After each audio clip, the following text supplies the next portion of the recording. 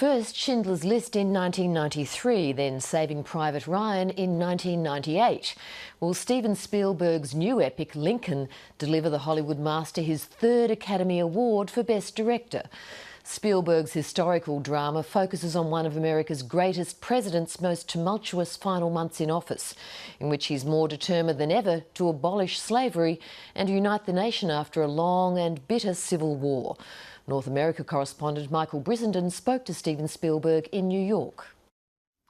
Well, Steven Spielberg, thanks very much for joining us, and welcome to 7:30. Pleasure to be here. And congratulations on the movie.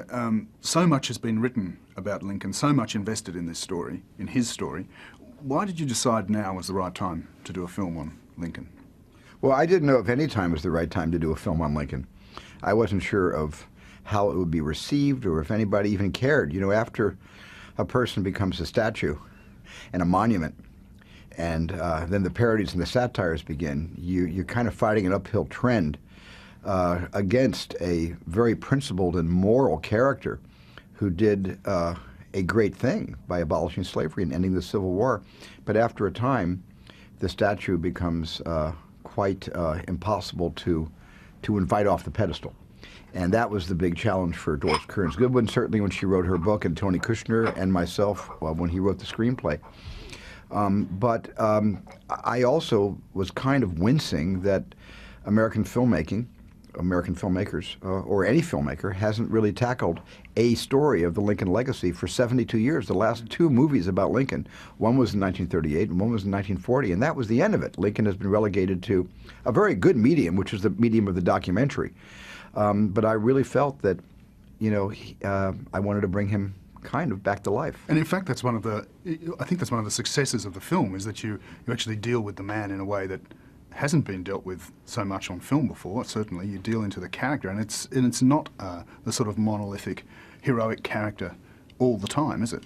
No, you know, you see his flaws, and you see his, that period of his life, probably all through his life, where he would go into kind of a dark place.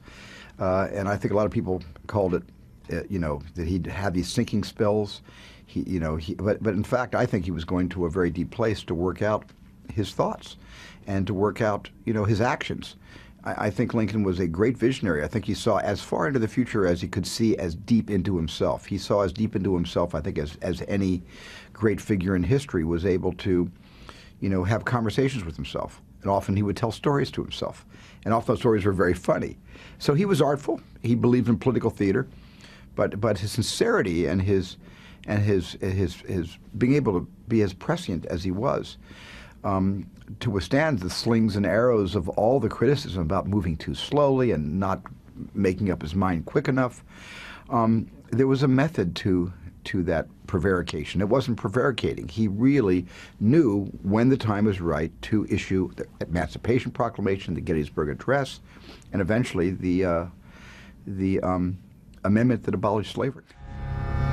Those Southern men are coming to propose peace. Abolishing slavery settles the fate for the millions now in bondage, and unborn millions to come. It's either the amendment or this Confederate peace. You cannot have both. Slavery, sir, it's done. It's a very serious issue that you're dealing with. It's this 13th Amendment, the abolition of slavery. A sort of a defining statement of America's commitment to freedom, isn't it, really? I mean, almost the essence of what it is to be American. Yeah, well, the essence, the deep moral urge to be free, to freely express yourself and have the right to do so, and to look at all people as equals. And that's something that came to Abraham Lincoln at a very, very young age. He didn't see the difference. Frederick Douglass once said, after meeting Lincoln for the first time, that Lincoln was the first white man that did not see Frederick Douglass for the color of his skin. And Lincoln really, to him,